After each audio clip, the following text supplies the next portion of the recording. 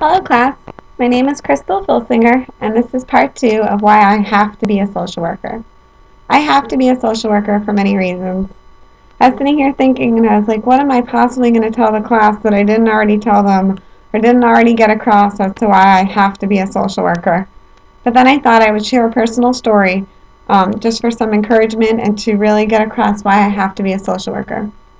So long story short, while working in the nursing home in October, I had a resident who came in with an HIV diagnosis, with one of her legs amputated and another to be amputated while staying in our short-term rehab facility. But long story short, my boss put me on the assignment and she told me that as discharge planner I was going to have to find a place for her to live.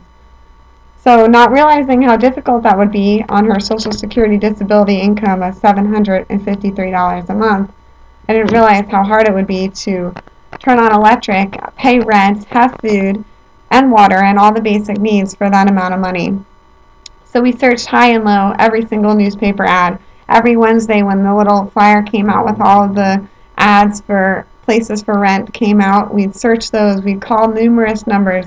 Day in and day out we tried, and so we knew that she had to be out by the end of October due to Medicare and Medicaid guidelines. She didn't meet level of care. So this woman was in my office just sobbing and crying and feeling so depressed and lost, like she was going to have to be discharged to the streets. And so I kept looking, and on my lunch break I'd drive around to different places and write down the number and try and call them and find anywhere for this woman to live and that she could afford. And there was just, it didn't seem to be anything or anywhere that she could live. So I found this one place. It was $50 a month, some sort of flop house with men in and out, and it seemed like a lot of drug activity and just really unsanitary and unhealthy for her. So I said, no. You know what? I'm not going to put this woman in that situation. I'm not going to discharge her back to a situation that would be bad and negative for her. So we kept looking and we kept trying.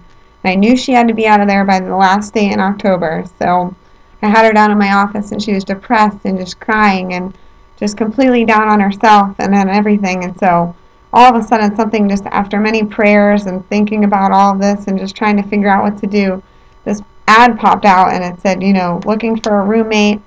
And so we called the number, and he ended up coming and picking her up and taking her to see the place. And all in all, she ended up moving in there.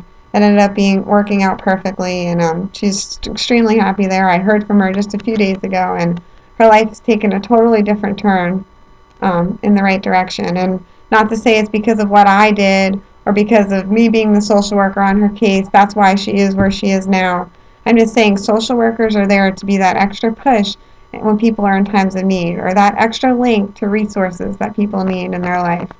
And so that's why I have to be a social worker, because I've seen the difference in the lives we can make. And I know it's Christmas time and people try and do nice things and help others, but when you're a social worker, you get to do that every single day. Day in and day out, your job is to make other people's lives better. And so that's why I have to be a social worker, because my passion in life is to help others.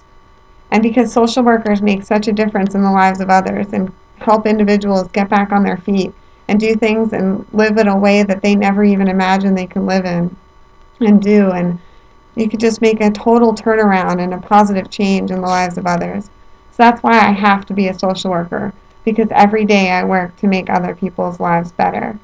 And that is the underlying mission of social work. We're here to help and serve others in times of need. And that's why I have to be a social worker. Thank you.